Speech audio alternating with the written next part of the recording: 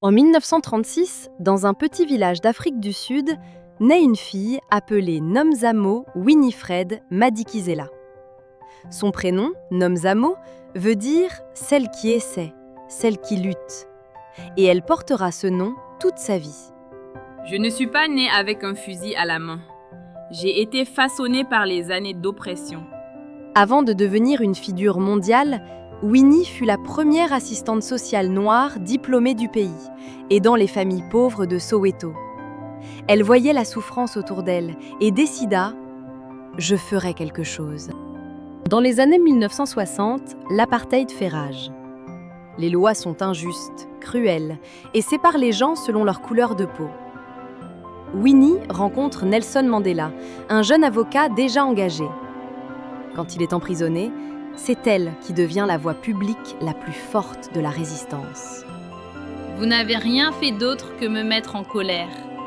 Et quand une femme noire est en colère, attention.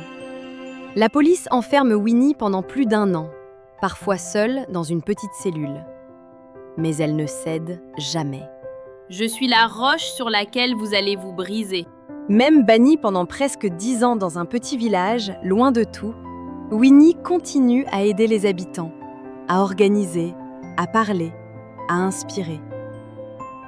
On commence à l'appeler « Mother of the Nation », la mère de la nation. La liberté ne tombe pas du ciel. Elle se gagne, pas à pas. Des milliers de jeunes voient en elle un exemple. Courageuse, forte, déterminée. 1990. Après 27 ans de prison, Nelson Mandela est libéré. Il sort, main dans la main avec Winnie. Cette image fait le tour du monde.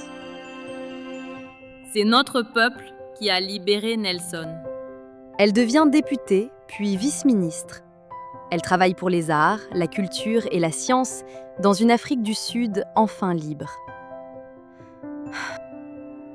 Winnie Mandela ne s'est jamais arrêtée de défendre les pauvres, les femmes, les enfants, les oubliés. Son courage a inspiré tout un continent. Je suis une femme de l'Afrique. Je ne suis pas seule. Je porte les voix de millions.